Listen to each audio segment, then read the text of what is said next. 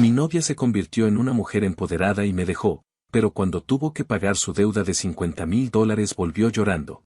Nunca pensé que una relación podía romperse de una forma tan fría, casi como si todo lo vivido hubiera sido un simple trámite.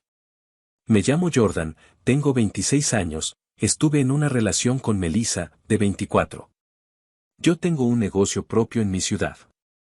No es algo enorme ni tampoco una empresa millonaria, pero es estable.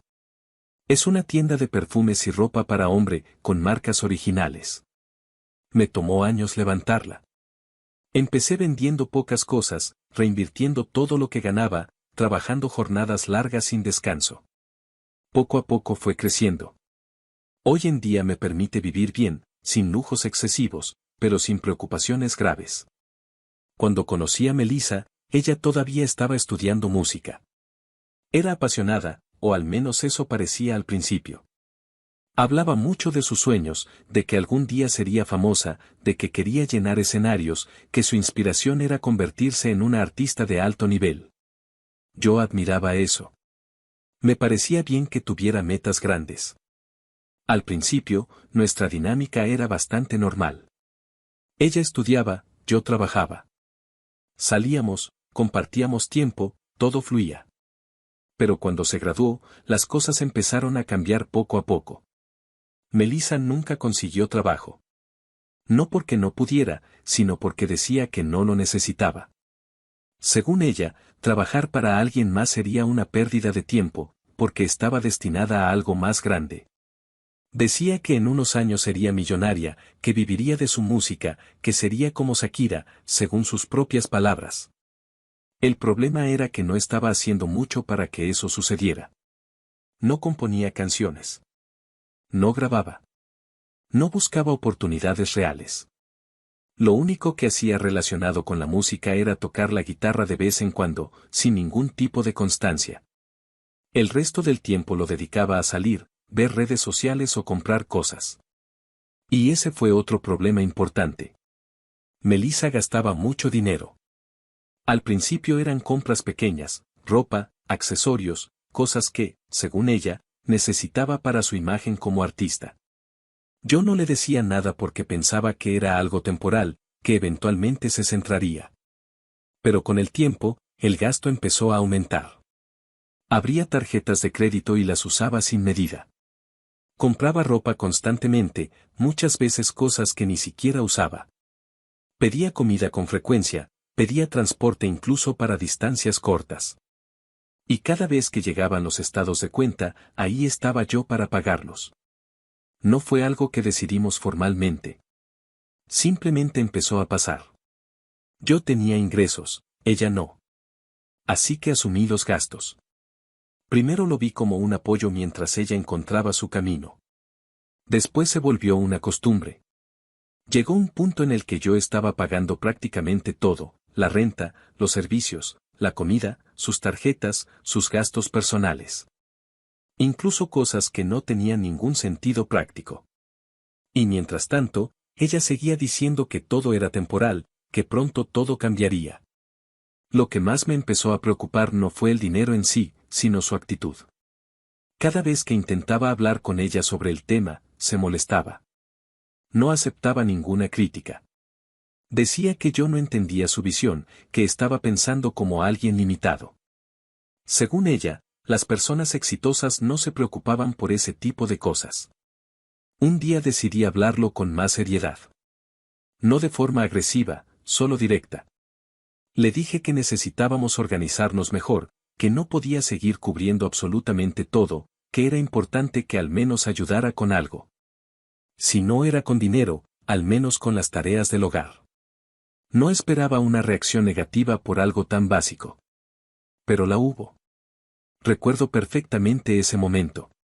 Estábamos en el departamento, por la tarde. Yo había llegado cansado del trabajo. Había pasado todo el día atendiendo clientes, revisando inventario, resolviendo problemas. Ella estaba en el sofá, viendo su teléfono. Le dije, con calma, que necesitábamos hablar. Le expliqué que la situación no era sostenible, que el negocio iba bien pero no era infinito, que también necesitaba cuidar mis finanzas. Le pedí que redujera gastos y que ayudara en casa. No era una exigencia, era una petición razonable. Ella dejó el teléfono a un lado y me miró con una expresión que no había visto antes. Molestia. ¿Ayudar en la casa? Dijo. ¿Quieres que sea tu sirvienta? Me sorprendió la forma en que interpretó lo que dije. Le respondí que no era eso, que no tenía nada que ver con ser sirvienta, que simplemente vivíamos juntos y ambos debíamos colaborar. Pero no quiso escuchar. Se levantó y empezó a caminar por la sala, claramente alterada. Yo no estudié para esto, continuó. No voy a terminar limpiando o cocinando como si no tuviera ambiciones. Intenté mantener la calma. Le expliqué que no estaba en contra de sus sueños, que al contrario, quería que los lograra, pero que eso no la eximía de las responsabilidades básicas. Que todos, independientemente de sus metas, tienen que mantener cierto orden en su vida. Eso solo empeoró las cosas.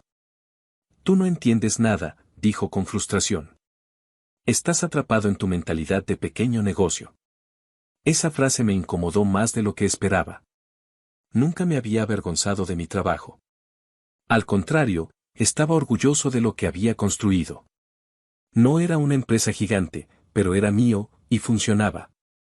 Mi negocio es lo que nos mantiene, le respondí, intentando no sonar agresivo. Ella soltó una risa breve, casi burlona. ¿Mantener? Repitió. Eso es temporal. Yo voy a ganar mucho más que tú. Mucho más. Cuando esté en el escenario, cuando esté facturando millones, esto que haces va a parecer insignificante. Ahí fue cuando empecé a notar algo que antes ignoraba, no era solo ambición, era desprecio. No hacia el trabajo en general, sino hacia lo que yo representaba. Intenté llevar la conversación a algo más racional, pero ya no era posible. Ella ya no estaba escuchando. Solo hablaba. Además, agregó, esa tienda tuya, ropa para hombres presumidos y perfumes. No es la gran cosa. Esa frase fue innecesaria. No aportaba nada, solo era un ataque. Aún así, traté de no reaccionar de inmediato. Le dije que no entendía por qué estaba siendo así, que nunca la había tratado mal, que siempre la había apoyado. Que lo único que estaba pidiendo era equilibrio. Entonces dijo algo que terminó de romper cualquier intento de diálogo.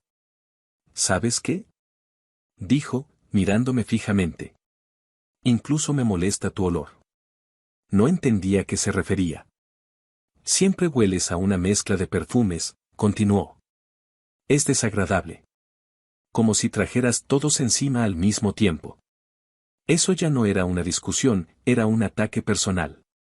Me quedé en silencio unos segundos. Puedo ser una gran mujer sin ti, agregó.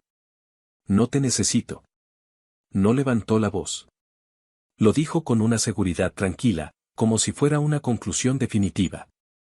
De hecho, continuó, soy mucha mujer para ti. Esa frase, aunque suene simple, cambió completamente la forma en la que la veía. No era una discusión de pareja. Era alguien tratando de establecer una superioridad. Soy una mujer empoderada, dijo finalmente. Y no voy a quedarme con alguien que no está a mi nivel. Después de eso, no hubo mucho más que decir. Fue al cuarto, tomó algunas cosas, no muchas, y regresó a la sala. Yo seguía ahí, sin moverme demasiado, observando cómo todo se desmoronaba en cuestión de minutos. No lloró. No dudó. No preguntó nada. Simplemente se fue. Cerró la puerta detrás de ella, y el departamento quedó en silencio. Durante mucho tiempo creí que, si algún día Melissa se iba, yo me derrumbaría. Pensaba que me sentiría vacío, que la casa se sentiría demasiado grande, demasiado silenciosa. Incluso imaginaba noches sin poder dormir, dándole vueltas a todo lo que hice mal. Pero la realidad fue muy distinta. Los primeros días fueron raros, sí. Más por la costumbre que por otra cosa. Su ausencia se notaba en detalles pequeños, el espacio vacío en el closet, la falta de ruido constante, el hecho de que nadie dejaba cosas tiradas en la sala. Pero fuera de eso, no hubo ese dolor intenso que esperaba. De hecho, ocurrió algo que no anticipé. Me sentí mejor. No fue inmediato, pero con el paso de las semanas empecé a notar cambios claros. Tenía más dinero disponible. Eso fue lo primero. Ya no había estados de cuenta absurdos que pagar, ni compras impulsivas que justificar. Mis ingresos, por primera vez en mucho tiempo, eran realmente míos. Después vino el tiempo. Tenía más espacio para mí. Volví a ver a mis amigos con más frecuencia. Salía sin tener que preocuparme por discusiones innecesarias. Incluso en el negocio me sentía más enfocado. Era como si una parte constante de tensión hubiera desaparecido sin que yo lo notara del todo antes. Y lo más importante, había tranquilidad. No tenía que estar justificando decisiones básicas ni caminando con cuidado para evitar conflictos. La casa dejó de sentirse como un lugar incómodo. Pasaron los meses. No volví a saber de Melissa durante un buen tiempo. Y, siendo honesto, tampoco lo busqué. Para mí, la relación había terminado de forma clara. No había cabos sueltos que quisiera retomar. Hasta que un día llegaron los primeros mensajes. El primero fue simple. Hola, ¿cómo estás? Ayer te vi en la calle. Pensé en saludarte, pero me dio pena. Lo leí, pero no respondí. No sentí enojo, ni curiosidad, ni ganas de retomar la conversación. Solo lo ignoré. Unos días después llegó otro. He pensado mucho en ti, en lo que tuvimos. Fue un cierre muy abrupto, ¿qué tal si nos damos una segunda oportunidad? Ese mensaje sí me hizo detenerme unos segundos más. No porque quisiera volver, sino porque me llamó la atención el cambio de tono. Ya no era la misma persona segura, distante y superior que se había ido. Había algo distinto, pero no necesariamente genuino. Aún así, no respondí. No tenía interés en abrir esa puerta otra vez. Los mensajes continuaron por un tiempo. Algunos más largos, otros más cortos. Siempre con la misma idea, recordar el pasado, insinuar que las cosas podían ser diferentes, buscar una reacción. Nunca respondía ninguno. Con el tiempo, dejaron de llegar. Y pensé que ahí había terminado todo. Pero no fue así. Cerca de mi negocio hay un café pequeño. No es nada especial, pero es el más cercano. Muchas veces iba ahí a comer algo rápido o simplemente a tomar un descanso entre jornadas. Ese día parecía como cualquier otro. Entré, pedí algo sencillo y me senté en una mesa cerca de la ventana. Estaba revisando algunas cosas en el teléfono cuando escuché una voz conocida. Hola. Levanté la mirada. Era Melissa. Por un momento no dije nada. No porque no la reconociera, sino porque su apariencia era distinta a lo que recordaba. Siempre había tenido un estilo muy marcado. No le gustaban los vestidos. Decía que eran incómodos, que estaban hechos para complacer a los hombres, para exhibir el cuerpo femenino. Era algo que repetía con frecuencia. Prefería ropa más neutra, más práctica. Tampoco usaba labial y el maquillaje era mínimo. Incluso recuerdo claramente que una vez le regalé un vestido. No era nada extravagante, algo sencillo. Pero su reacción fue inmediata. Me dijo que nunca lo usaría. Que no era su estilo, que no se sentía cómoda, que no iba a cambiar su forma de vestir por nadie. Por eso me sorprendió verla así. Ese día llevaba un vestido de verano. Ligero, ajustado a su figura. También estaba maquillada, y no de forma discreta. Llevaba labial, algo que jamás usaba antes. Era un contraste evidente. Hola, respondí finalmente. Se acercó sin dudar y se sentó frente a mí, como si fuera algo completamente natural. ¿Cómo has estado? Preguntó con una sonrisa. Bien, respondí, corto. Hubo un pequeño silencio. Ella lo rompió rápidamente. Empezó a hablar. Dijo que le estaba yendo bien en la música. Que estaba avanzando, que estaba trabajando en proyectos, que todo iba tomando forma. La escuché, pero algo no encajaba. En todo ese tiempo, no había escuchado absolutamente nada sobre ella. Ni una presentación, ni una canción, ni siquiera alguna mención en redes. Nada. No la interrumpí. Solo asentía de vez en cuando. Después cambió el tema. Quería hablar contigo, hacer las paces, dijo. La forma en que lo dijo fue suave, casi ensayada. Está bien, respondí. Todo está bien. No te preocupes. No tenía rencor. Pero tampoco interés. Pareció satisfecha con esa respuesta, aunque esperaba algo más. Me gustaría verte otra vez, agregó. Hablar con calma. Ya veremos, dije, sin compromiso. Entonces hizo algo que me llamó la atención. Se inclinó ligeramente hacia mí, acortando la distancia. ¿Puedo ir a tu casa algún día? Preguntó. La pregunta fue directa. No creo que sea buena idea, respondí. No dudé. Su expresión no cambió demasiado. Sonrió, pero de una forma distinta. Se acercó un poco más, lo suficiente para hablar cerca de mi oído. Ya verás que sí, susurró. Antes de que pudiera reaccionar, se levantó, se inclinó ligeramente y me dio un beso en la mejilla. Cuando se alejó, noté la marca de su labial. Nos vemos, dijo, y se fue. Me quedé unos segundos en silencio. No entendía del todo lo que acababa de pasar, pero si tenía claro algo, se sentía forzado. Artificial. No era la misma persona, pero tampoco parecía un cambio real. Al día siguiente, lo confirmé. Era temprano. Estaba en casa cuando tocaron la puerta. No esperaba a nadie. Al abrir, ahí estaba ella otra vez. Melissa. Esta vez con otro vestido. Diferente al del día anterior, pero con la misma intención. Quizá un poco más corto. También llevaba maquillaje. Tenemos que hablar, dijo, como si fuera urgente. La dejé pasar. No por interés, sino por curiosidad. Quería entender qué estaba buscando realmente. Se sentó y empezó a hablar casi de inmediato. Dijo que quería hacer un pequeño concierto. Algo íntimo. Que estaba organizando detalles y que necesitaba ayuda técnica. Audio, equipo, cosas básicas. Recordé que tú sabes de eso, añadió. Siempre fuiste muy bueno. Ese comentario me pareció curioso. Durante la relación, nunca mostró interés en lo que yo hacía más allá de lo superficial.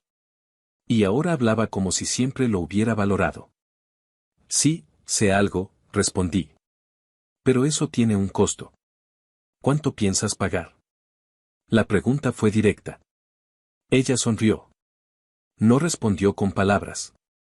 Se acercó a mí, tomó mi mano y, sin avisar, levantó ligeramente el borde de su vestido, colocando mi mano sobre su pierna. El pago va a ser lo mejor, cariño, dijo, con una voz más aguda de lo normal, intentando sonar dulce. Ahí fue cuando todo dejó de tener sentido. No solo por la acción en sí, sino por la forma en que lo hizo. No era natural. No era ella. Se sentía actuado. Retiré la mano de inmediato. ¿Qué te pasa? Dije, serio. Deja de hacer eso. Su sonrisa se tensó ligeramente. ¿A qué vienes realmente? Continué. Nunca escuché nada de ti como cantante. ¿De verdad eres tan exitosa como dices? Hice una pausa breve, mirándola directamente. ¿Y por qué vuelves a mí? Melissa comenzó a llorar. Pero no fue un llanto normal. Era un sonido agudo, forzado, sin lágrimas al principio, como si estuviera intentando imitar una emoción en lugar de sentirla realmente. Su voz cambió, se volvió más suave, casi infantil. Bebé, te extraño, dijo. Me haces falta. No respondí. La observé en silencio, tratando de entender qué estaba pasando. Cada noche pienso en ti, en dormir en tus brazos, continuó. Creí que era empoderada, que no necesitaba a nadie, pero nada se compara a estar con un hombre de verdad como tú. Hizo una pausa breve, bajando la mirada, como si estuviera calculando sus palabras. Incluso, extraño tu cuerpo. Eso fue incómodo. No por el contenido en sí, sino por el contexto. No había conexión emocional en lo que decía. Era como si estuviera recitando algo que pensaba que debía decir. Luego bajó aún más la voz. A veces imagino que llegas a mi casa sin avisar y que todo pasa de forma intensa, susurró. Solo de pensarlo, siento cosas. Se quedó mirándome, esperando una reacción. No la hubo.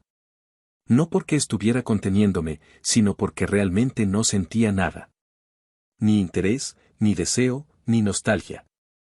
Solo incomodidad. Ella pareció notar mi falta de respuesta, pero decidió seguir. Sé que tú también sientes algo, añadió, mirando hacia abajo por un instante. Se nota. No respondí. Mi expresión no cambió. Y eso pareció desesperarla más. Se levantó de repente. Antes de que pudiera decir algo, se acercó y, sin pedir permiso, intentó subirse encima de mí, invadiendo completamente mi espacio personal. Déjame demostrarte cuánto te extraño, dijo. Ahí fue suficiente. La tomé por los brazos y la aparté de inmediato, con firmeza pero sin violencia. ¿Qué te pasa? Dije, serio. Baja. Ella se quedó mirándome, confundida. Vete, continué. No sé si estás drogada o qué, pero no quiero ser parte de esto. Mi tono ya no era neutral. Ni siquiera pareces la misma persona. Esa frase cambió todo. Su expresión se rompió. Esta vez sí. Su rostro dejó de actuar. Y empezó a llorar de verdad. Las lágrimas comenzaron a salir, su respiración se volvió irregular y su postura cambió completamente. Ya no había intento de seducción, ni tono dulce, ni actuación. Solo alguien superado por la situación. Está bien, dijo entre sollozos. Está bien. Se cubrió el rostro por un momento, tratando de recomponerse, pero no lo logró. La verdad, continuó, todo esto, era para hacer las paces contigo. No respondí. Estoy, quebrada, admitió finalmente. Esa palabra sí sonó real. Gasté mi último dinero en estos vestidos, dijo, mirando su ropa. Pensé que si me veías diferente, si creías que había cambiado, tal vez. No terminó la frase. Creía en mí, continuó. De verdad creía que podía lograrlo. Se sentó, completamente derrotada. Pero tengo una deuda de más de $50,000. Esa cifra cambió el peso de la conversación. Compré equipo, armé un estudio profesional en casa de una amiga, explicó. Pensé que si tenía lo mejor, si invertía en calidad, todo iba a funcionar. Negó con la cabeza. Grabé algunas canciones, pero mi voz no es suficiente. Hizo una pausa, como si le costara decirlo. Pensé que con el equipo lo compensaría. Se rió brevemente, pero no era una risa real. Subí todo a todas las plataformas, y no tengo ni 100 reproducciones. El silencio que siguió fue incómodo. Solo una caída directa a la realidad. Ayúdame, dijo finalmente. Por los buenos tiempos. Ahí fue donde algo en mí se cerró completamente. No hay nada que discutir, respondí. Mi tono fue firme. Esto no es una conversación pendiente. Terminó hace meses. Ella empezó a llorar más fuerte. Por favor, insistió. No tengo a quien más acudir. Eso no es mi responsabilidad, respondí. Intenté mantener la calma, pero ya no había razón para extender la situación. Vete. Ella no se movió. Por favor, repitió. Vete, dije otra vez, más firme. Entonces su expresión cambió de nuevo. Pero esta vez no fue tristeza. Fue algo más tenso. Más frío. Si no me ayudas, dijo lentamente, voy a empezar a gritar. La miré sin decir nada. Voy a decir que te propasaste conmigo. El silencio que siguió fue completamente distinto a todos los anteriores. No había duda. No había ambigüedad. Era una amenaza directa. Y eso terminó de eliminar cualquier resto de consideración que pudiera haber tenido. Me levanté de inmediato. Lárgate, dije, señalando la puerta. Ella no se movió. Ahora. Mi tono no dejó espacio para interpretación. Por un segundo pareció que iba a insistir, pero algo en mi expresión la hizo detenerse. Se levantó lentamente. Todavía con lágrimas, pero ya sin esa actitud de víctima. Caminó hacia la puerta. La abrió. Y antes de salir, se giró ligeramente. Como si esperara que dijera algo más. No lo hice. Se fue. Cerré la puerta detrás de ella. Después de ese día pensé que todo había terminado. Pero no fue así. Esa misma noche comenzaron los mensajes. Al principio eran insistentes, pero no agresivos. Luego cambiaron rápidamente de tono. Si no me ayudas, voy a decir que intentaste aprovecharte de mí. No sabes con quién te estás metiendo. Puedo arruinarte. No respondí de inmediato. No porque tuviera dudas, sino porque quería entender hasta dónde estaba dispuesta a llegar. Los mensajes continuaron. Luego vinieron las llamadas. La primera la dejé pasar. La segunda también. A la tercera contesté. ¿Qué quieres? Pregunté, directo. Su tono ya no tenía nada de lo que había mostrado antes. No había dulzura, ni fragilidad, ni arrepentimiento. Solo presión. Quiero que me ayudes, dijo. Sabes perfectamente a qué me refiero. No, respondí. Ya te dije que no. Hubo un breve silencio. Entonces tendré que hacer otras cosas, añadió. No levantó la voz. Lo dijo con calma. Eso lo hacía peor. Haz lo que quieras, respondí. Colgó. Las llamadas siguieron durante los siguientes días. Algunas largas, otras cortas.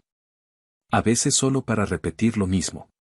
A veces para intentar cambiar el enfoque, como si aún creyera que podía manipular la situación. Pero ya no había nada que hablar. Fue entonces cuando decidí tomar precauciones. Guardé capturas de todos los mensajes. Registré las llamadas.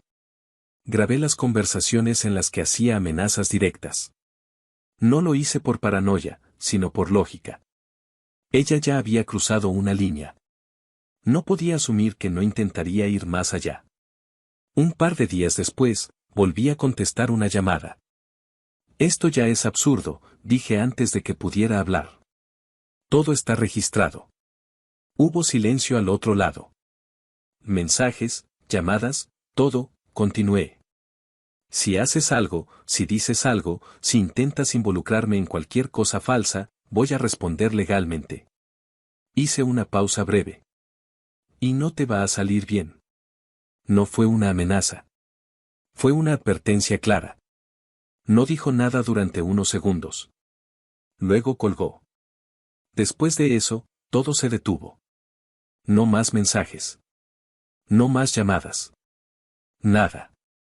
Días después noté que me había bloqueado de todas partes.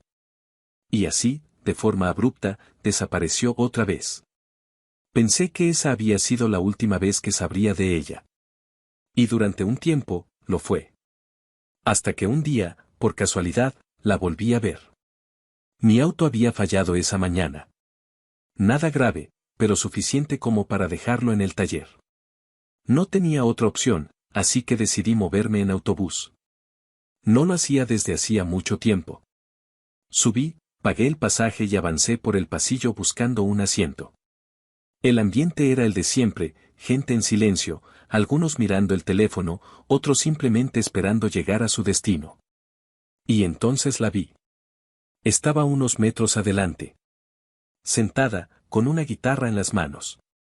Cantando. No canciones propias. Eran covers. Su voz no era mala, pero tampoco destacaba. Era, normal. Nada que justificara todo lo que había pasado. Nada que sostuviera la imagen que ella había construido en su mente durante tanto tiempo. Algunas personas la miraban por cortesía. Otras ni siquiera prestaban atención.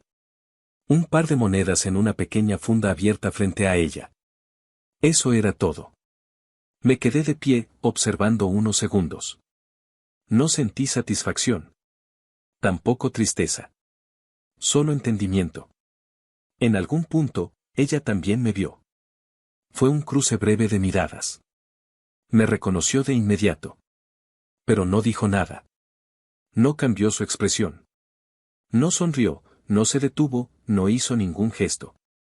Simplemente, me ignoró. Y siguió cantando. Me senté en silencio, un poco más atrás.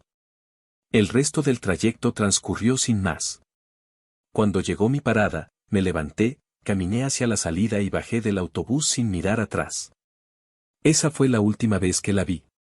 Y, siendo honesto, no hubo sensación de cierre dramático.